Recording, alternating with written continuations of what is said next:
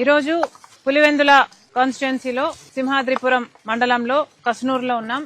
ఇక్కడ అరటి పంటకి జరిగిన నష్టాన్ని పరిశీలించడానికి కాంగ్రెస్ పార్టీ తరఫున మేము ఇక్కడికి రావడం జరిగింది. ఈరోజు అరటి తోట నాటిన వాళ్ళు మొత్తం అందరూ ఎవరైతే ఫిబ్రవరిలో అమ్ముకోగలిగారో వాళ్ళకి అంతో ఇంతో గిట్టుబాటు అయింది తప్పితే మార్చి తర్వాత లేకపోతే ఫిబ్రవరి తర్వాత మార్చిలో అమ్ముకుందామని ప్రయత్నించిన ఎవరికీ గాని ధర దొరకటం లేదు. ఇది ఒక ఈ సంవత్సరమే కాదు, ప్రతి సంవత్సరము కూడా హోలీ దాటింది అంటే ఇక్కడ ధర పడిపోతుంది అన్నది వాస్తవం. ఎందుకంటే ఫిబ్రవరిలో మిగతా ఎక్కడా పండదు కాబట్టి ఈ పంటకి 26,000 టన్ను పలికింది. కానీ మహారాష్ట్రలో ప్రొడక్షన్ మొదలైతే మార్చి నుంచి ఇక అక్కడ సప్లై అందుబాటులోకి వస్తుంది కాబట్టి ఇక్కడ కొనే డీలర్లు మొత్తం సిండికేట్ అయ్యి ఇక్కడ ధరను దారుణంగా తగ్గించేస్తున్నారు.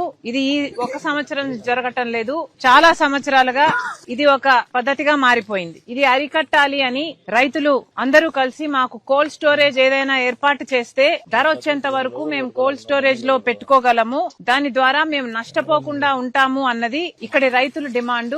ఇది కొత్త డిమాండ్ కానే కాదు, ఇది వరకు నుంచి కూడా ఎన్నో సంవత్సరాల నుంచి కూడా రైతులు ఈ డిమాండ్ చేస్తూనే ఉన్నారు. మరి ఇంతవరకు కూడా కనీసం పులివెందుల కాన్స్టిట్యుయెన్సీ మాజీ ముఖ్యమంత్రి జగన్మోహన్ రెడ్డి గారి కాన్స్టిట్యుయెన్సీలో కూడా ఇక్కడ కూడా కోల్డ్ స్టోరేజ్ ఫెసిలిటీ ఇంతవరకు ఏర్పాటు చేయలేదు అంటే ఇది నిర్లక్ష్యం కాకపోతే ఇంకేమిటి. కనీసం ఇప్పటికైనా ఇక్కడ కోల్డ్ స్టోరేజ్ ఏర్పాటు చేయాలి. అది లేకపోతే ఇక్కడ రైతులు ఎంత దారుణంగా నష్టపోతున్నారు అంటే ఫిబ్రవరిలో 26,000 టన్ను పలికితే ఇప్పుడు కేవలం 4,000 లేకపోతే మహా అంటే 6-7,000 కంటే టన్ను పలకటం లేదు.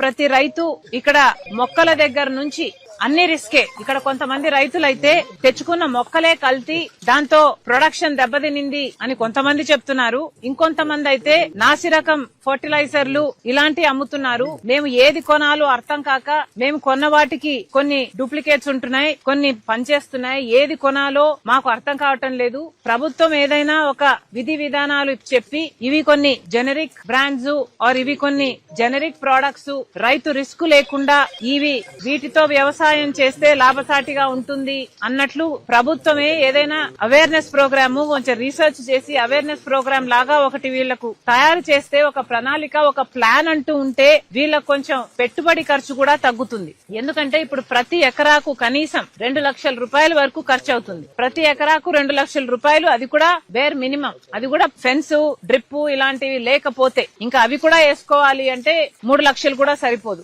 అలాంటప్పుడు వచ్చే ధర చూసుకుంటే ఒక 25 టన్నులు ఎకరాకు వస్తే కనీసం గిట్టుబాటు ధర కూడా రాదు. ఈ 6,000 టన్నుకు పలికితే కనీసం 15,000 రూపాయలు టన్ను మద్దతు ధర లాగా ఒక ధర పెట్టకపోతే అసలు ఈ రైతులకు గిట్టుబాటే కాదు. అసలు ఈ రైతు అయితే ఇక్కడ పండించిన ఈ పొలం రైతు ఈ పొలం రైతు అయితే మొన్న వర్షానికి చాలా నష్టం కూడా జరిగింది. గాలి వాన వచ్చింది. ఈ 5 ఎకరాల పొలంలో సగం నాశనం అయిపోయింది. కనీసం పట్టించుకునేవాడు లేడు, ఎవడు రాలేదు, ఎవరు నష్టం అంచనా వేయలేదు. ఇంత అయిందా, ఇంత బాధపడుతున్నావా అని అడగలేదు. ఇంత నష్టపరిహారం ఇస్తామని గాని ఇంకోటని గాని ఒక భరోసా కూడా ఈ రైతుకైతేనేమి చుట్టుపక్కల ఇంతమంది రైతులు ఉన్నారు, ఎవరికి కూడా ప్రభుత్వం ఏ భరోసా ఇవ్వలేదు. ఇది ఎక్కడి న్యాయమని అడుగుతున్నాం. ఇక్కడ రైతులను అడుగుతుంటే వాళ్ళ కష్టాలు చెప్తున్నారు. ఎప్పుడో 2023 సంవత్సరంలో అప్పుడు ప్రభుత్వం బీమా కట్టిందంట. అప్పుడు జరిగిన పంట నష్టపరిహారానికి 173 కోట్లు ప్రభుత్వమే అంచనాలు వేసి మీకు ఇవ్వాలి అని లెక్క తేల్చిందంట. కానీ అప్పటి నుంచి ఇప్పటి వరకు కూడా పైసా డబ్బు వీళ్ళ చేతిలో పెట్టలేదు. ఇది ఎక్కడి న్యాయం అని అడుగుతున్నాం. ప్రభుత్వాలు వస్తున్నాయి, పోతున్నాయి, ముఖ్యమంత్రులు మారుతున్నారు, కానీ రైతుల జీవితాలు మాత్రం మెరుగుపడటం లేదు.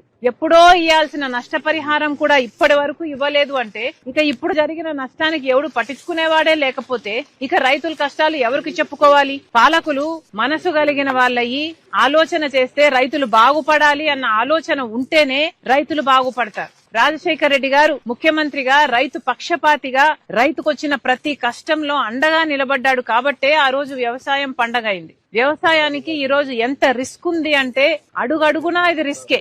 ఇన్ని దాటుకొని రైతు ఆఖరికి పంటను పండించి అమ్ముకుందాము అనేసరికి ఇంత కష్టం వస్తే ఒక పంట నష్టపోతేనో లేకపోతే ధర పడిపోతేనో కనీసం ప్రభుత్వం ఆదుకోవాలి అన్న సోయి కూడా లేకపోతే ఇక రైతు ఎలా బాగుపడతాడు? ఇప్పటికీ కూడా ఇక్కడ ఉన్న రైతులకు కూడా కనీసం ప్రతి సంవత్సరము మేము అడుగుతున్నాము కోల్డ్ స్టోరేజ్, అయినా పట్టించుకునే దిక్కు లేదు అంటున్నారు. ఇప్పటికైనా కూడా ప్రభుత్వాలు, ఇంతకు ముందు ప్రభుత్వం అయినా ఈ ప్రభుత్వం అయినా ధర స్థిరీకరణ నిధి అని చెప్తున్నారు. ముందు ప్రభుత్వం అయితే 3,000 కోట్లతో ధర స్థిరీకరణ నిధి అన్నారు. కానీ ఎప్పుడు ఇక్కడ రైతులకు కూడా ముఖ్యమంత్రి సొంత నియోజకవర్గంలో, జగన్మోహన్ రెడ్డి గారి సొంత నియోజకవర్గంలో కూడా ఎప్పుడూ ధర స్థిరీకరణ నిధి నుంచి వీళ్లకు ధర స్థిరీకరణ చేయటానికి వీళ్లకు డబ్బులు ఇవ్వలేదు.